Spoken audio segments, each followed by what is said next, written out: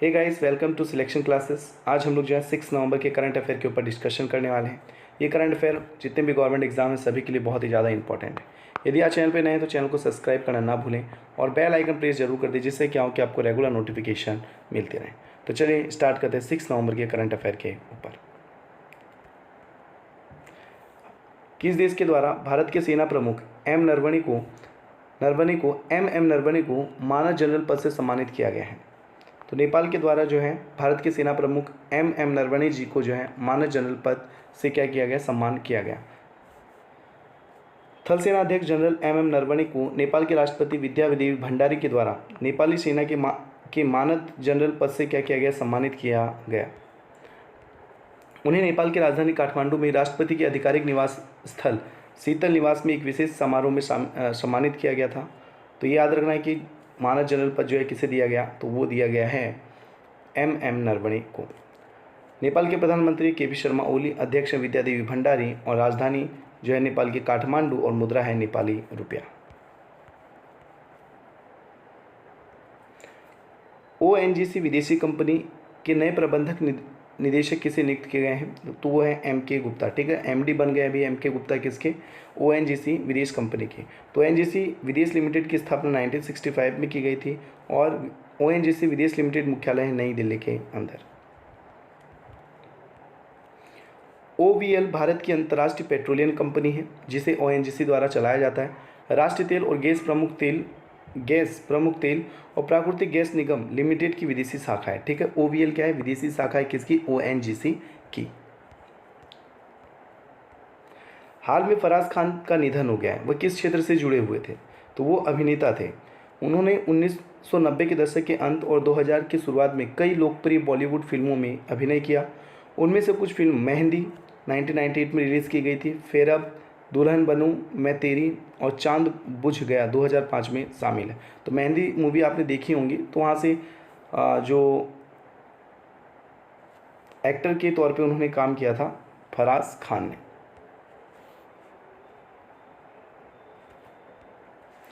Carat नौसैनिक अभ्यास किन दो देशों के बीच का अभ्यास है, तो वो है बांग्लादेश और अमेरिका के बीच का अभ्यास। Corporation afloat readiness and training. Bangladesh और अमेरिका नौसेना ने संबंधों को बढ़ाने और दो देशों के बीच समुद्री जागरूकता को व्यापक बनाने के लिए कैरेट बांग्लादेश 2020 शुरू किया है। ठीक है, तो ये कहाँ हो रहा है, बांग्लादेश के अंदर हो रहा है ये नौसेना अभ्यास।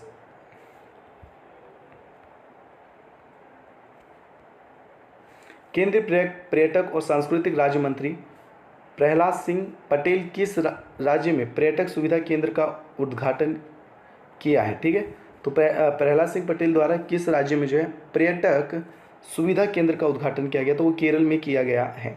और केरल ने कल ही आपने देखा था, केरल ने एक ट्रेन चलाई, सोलर से चलने वाली पहली ट्रेन चलाई भारत की, और साथ साथ में जितने भी गवर्नमेंट स्कूल हैं सभी को क्या कर लिया, डिजिटल बना दिया है।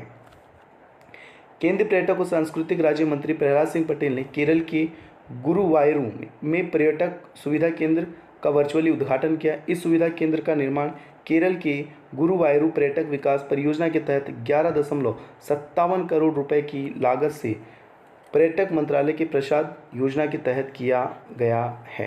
कितना, 11.57 करोड़ रुपए इसके अंदर क्या होंगे, निवेश किए जाएंगे।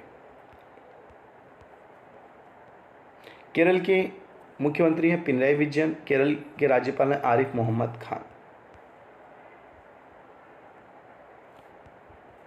ओडिशा तट की एकीकृत प्रशिक्षण रेंज चांदीपुर से रक्षा अनुसंधान विकास संगठन यानी DRDO द्वारा किस उन्नत संस्करण मिसाइल का सफल परीक्षण कर लिया गया है? ठीक है, कहाँ से, चांदीपुर ओडिशा से। ओडिशा तट के चांदीपुर जगह से जो है ये पिनाका रॉकेट, कौन सी रॉकेट, पिनाका मिसाइल का क्या कर लिया गया, सफल परीक्षण कर लिया गया है। इसकी जो मारक क्षमता है 45 से 60 किलोमीटर की मारक क्षमता है। इससे पहले जो पुरानी पिनाका रॉकेट थी, ठीक है, उसकी कितनी थी, 40 किलोमीटर की है। DRDO के अध्यक्ष हैं डॉक्टर सतीश रेड्डी और DRDO का मुख्यालय नई दिल्ली में।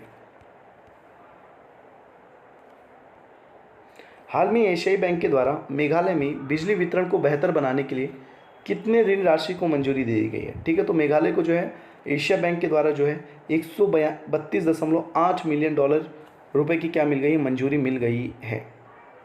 मेघालय के मुख्यमंत्री हैं कॉनराड संगमा। मेघालय के राज्यपाल हैं सत्यपाल मलिक और राजधानी है शिलोंग। तो याद रखना कि हाल में जो एशियाई बैंक द्वारा मेघालय के में जो है बिजली वितरण को बेहतर बनाने के लिए कितनी राशि दी गई? 132.8 million dollar.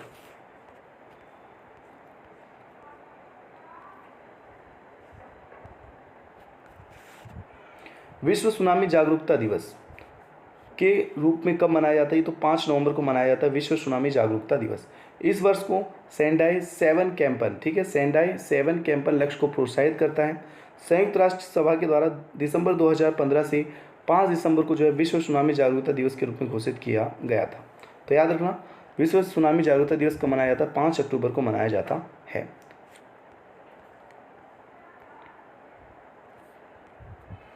Indo Israel centre of excellence की आधारशिला रखी किसके द्वारा रखी गई है? तो ये याद रखना है असम के मुख्यमंत्री सर्बानंद सोनोवाल द्वारा, ठीक है, असम के मुख्यमंत्री सर्बानंद सोनोवाल के द्वारा जो है Indo Israel centre of excellence की आधारशिला रखी गई है।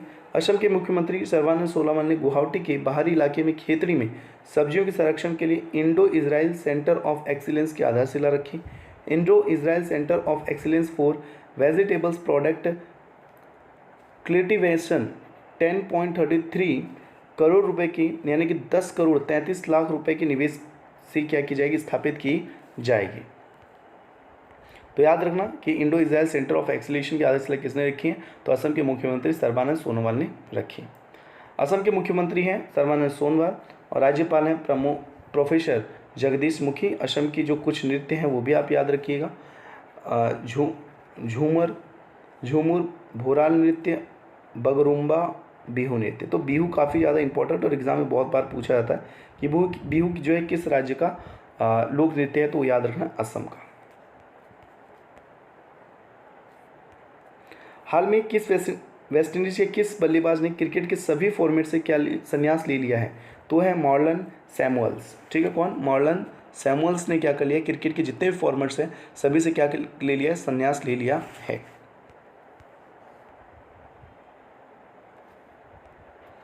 हाल में ही मेडियन कृष्णन का निधन हो गया। किसका? मेडियन कृष्णन का निधन हो गया। वह किस क्षेत्र से जुड़े हुए थे? तो एक वायलिन वादक थे, ठीक है। क्या थे? एक वायलिन वादक थे। उनका पूरा नाम था त्रिपुनिथुरा नारायणर कृष्णन। उनका जन्म 6 अक्टूबर 1928 को केरल के त्रिपुनिथुरा में हुआ था। तो याद रखना वो क्या थे? वायलिन वादक थे।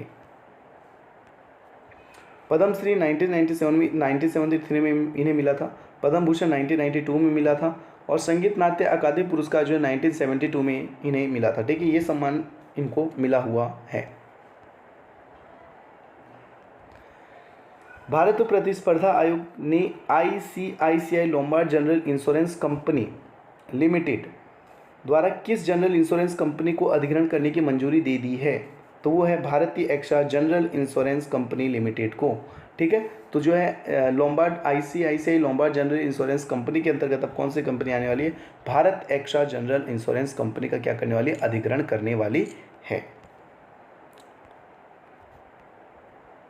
भारत एक्सा का जो मुख्यालय है वो है मुंबई महाराष्ट्र में। भारत एक्सा के जो MD और CEO हैं संजीव श्रीनिवासन हैं। भारत एक्सा की जो स्थापना की गई थी 2008 में की गई थी। भारतीय एक्सा की जो स्थापना की गई थी 2008 में की गई थी और ये जो है एक जनरल इंश्योरेंस कंपनी है, ठीक है। क्या है? जनरल इंश्योरेंस कंपनी है ये। भारतीय एक्सा की जो टैगलाइन है सुरक्षा का नया नज़रिया, ठीक है। भारत लिखा है, मैंने भारत पढ़ लिया था। ICICI लोम्बार्ड कंपनी लिमिटेड के जो मुख्यालय का है मुंबई महाराष्ट्र में और ICICI लोम्बार्ड के MD और CEO हैं भार्गव दास गुप्ता और इसकी जो स्थापना हुई थी 2001 में हुई थी। और जो टैग लाइन है इंश्योरेंस कंपनी की लोम्बार्ड की वो है quick easy smart. I hope दोस्तों आपको ये वीडियो पसंद आया होगा, तो वीडियो को ज़्यादा से ज़्यादा शेयर करें, लाइक करें और चैनल को सब्सक्राइब करना ना भूलें। Good bye.